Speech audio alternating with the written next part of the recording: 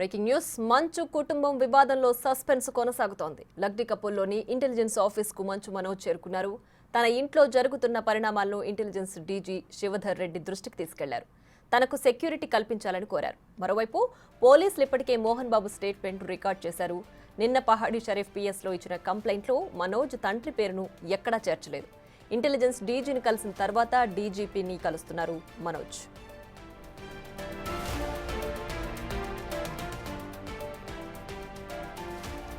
ఇక మరింత సమాచారం మా ప్రతినిధి సురేష్ అందిస్తారు. సురేష్, చెప్పండి, ప్రస్తుతం మనోజ్ వివాదానికి సంబంధించి ఇంటెలిజెన్స్ చీఫ్ ని కలిసినట్లు తెలుస్తోంది. ఏంటి ప్రస్తుతం జరుగుతున్న డీటెయిల్స్ ఏంటి? మంచు మనోజ్ పాడి షరీఫ్ పోలీసులు తనకి సెక్యూరిటీ కల్పించలేకపోయారు కాబట్టి నాకు సెక్యూరిటీ కల్పించాలని చెప్పేసి కూడా ఆయన తెలంగాణ ఇంటెలిజెన్స్ డీజీ శివధర్ రెడ్డిని కొద్దిసేపటి క్రితం కలిసి ఆయన భార్య ఇద్దరు కూడా కలిసి వెళ్ళడం జరిగింది. ప్రస్తుతం అక్కడి నుంచి బయటకు వచ్చి ఇప్పుడు డీజీపీ ఆఫీస్కి రాబోతున్నారు. డీజీపీ ఆఫీస్ దగ్గర భారీ భద్రతను కూడా ఏర్పాటు చేశారు. ఆయన బౌన్సర్స్ ఇట్లా అందరూ వస్తే వారిని బయటికి ఉంచేసి మనోజ్ని మాత్రమే లోపలికి పంపించే అవకాశం ఉంది. ఇప్పటికే డీజీపీ కార్యాలయానికి ఆయన సమాచారం ఇచ్చాడు. నేను డీజీపీని కలబోతున్నానని చెప్పేసి అపాయింట్మెంట్ కూడా తీసుకున్నట్టు తెలుస్తుంది. మనోజ్ వస్తే ఖచ్చితంగా ఆయన లోపలికి అనుమతించి డీజీపీకి సంబంధించి సమావేశం ఆయనతో కలిసిన తర్వాత ఆయన పూర్తి ఆయనకి ఉన్న ఇబ్బందులన్నీ కూడా డీజీపీకి కంప్లైంట్ రూపంలో ఇచ్చే అవకాశం కనబడుతుంది. ఎందుకంటే 2 రోజుల నుంచి కూడా హైడ్రామా కొనసాగుతుంది. ఉదయం ఆయన పోలీసులు వన్ సైడ్ గా వ్యవహరిస్తున్నారని చెప్పేసి కూడా మాట్లాడడం జరిగింది. కాబట్టి ఇప్పుడు ఉన్నతాధికారుల దృష్టికి తన భద్రత గురించి, తన పిల్లలు, తన భార్యకు సంబంధించిన ముప్పు ఉంది ప్రాణానికి అని చెప్పేసి ఆయన మాట్లాడుతున్నాడు. కాబట్టి అందుకు సంబంధించిన సెక్యూరిటీని తనకి కల్పించాలని చెప్పేసి కూడా ఆయన కోరడం జరిగింది. ఎందుకంటే ప్రైవేట్ సెక్యూరిటీ అయితే మోహన్ బాబుకు సంబంధించిన బౌన్సర్లు, మంచు విష్ణుకు సంబంధించిన బౌన్సర్లు బయటికి పంపించేస్తున్నారని చెప్తున్నారు. ప్రస్తుతం మనోజ్ చేరుకుంటున్నారు డీజీపీ ఆఫీస్కి. ఇప్పుడే మనోజ్ వస్తున్నాడు. వచ్చిన తర్వాత లోపలికి వెళ్ళి డీజీపీని కలిసే అవకాశం కనబడుతుంది. డీజీపీతోని ఆయన తనకున్న ఇబ్బందులన్నీ కూడా కంప్లైంట్ రూపంలో అందించే అవకాశం కనబడుతుంది. అయితే ఇప్పటికే శివధర్ రెడ్డిని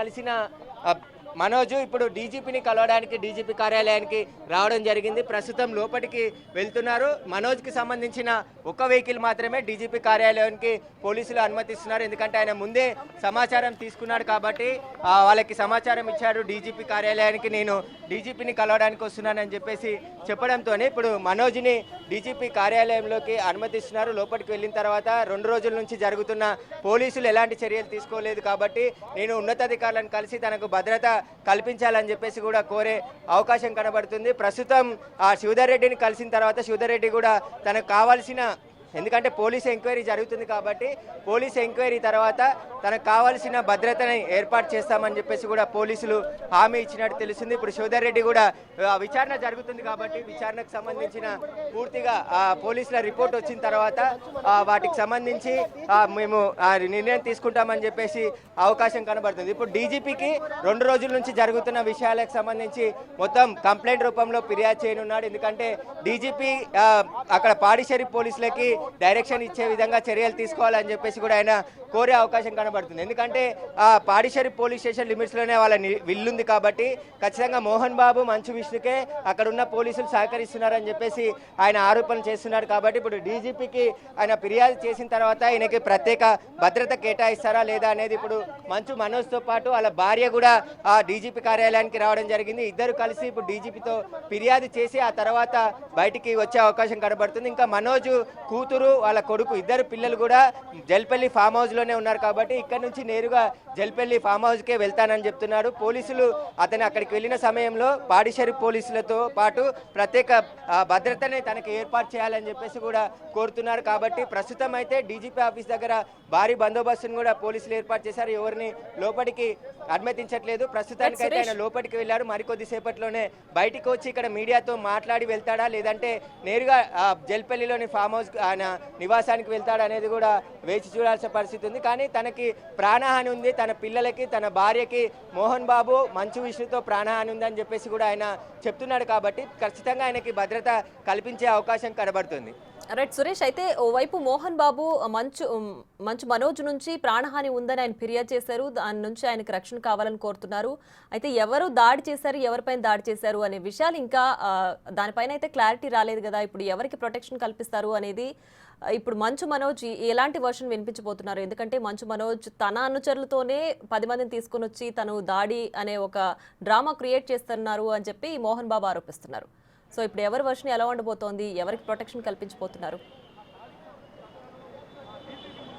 ఇప్పుడు డీజీపీకి ఒక ఫిర్యాదు చేయబోతున్నాడు మనోజ్. ఎందుకంటే 2 రోజుల నుంచి జరుగుతున్న పరిణామాలకు సంబంధించి వారికి సంబంధించిన పూర్తి ఆధారాలకు సంబంధించి ఎవిడెన్స్, ఎందుకంటే ఇంట్లో దాడి జరిగిన తర్వాత అక్కడ ఉన్న సీసీ ఫుటేజ్ని కూడా వాళ్ళు మాయం చేశారని చెప్పేసి ఆయన ఫిర్యాదులో పేర్కొన్నారు. కానీ డయల్ 100 చేసిన రోజు తనపై దాడి చేసినప్పుడు వాళ్ళు అక్కడే ఉన్నప్పటికీ కూడా పోలీసులు ఎలాంటి చర్యలు తీసుకోలేదు.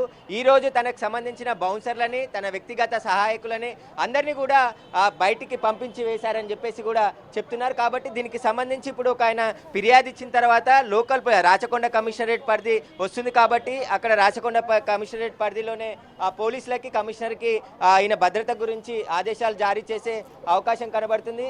ప్రస్తుతం కేసులు కూడా నమోదు చేశారు. పారిషరీఫ్ పోలీస్ స్టేషన్లో మోహన్ బాబు కేసు ఆయన ఇచ్చిన ఫిర్యాదుపై కేసు నమోదు చేశారు.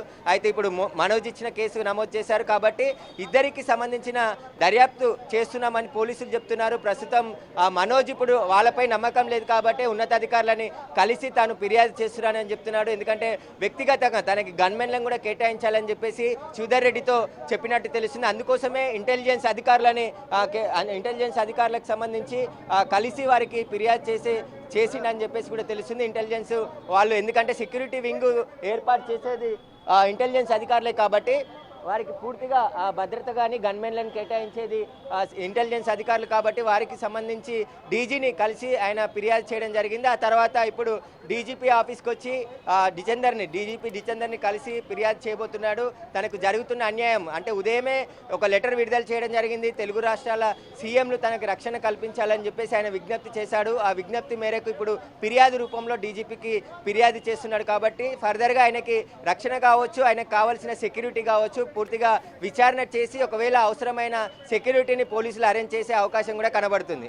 Right Suresh, thanks for the updates.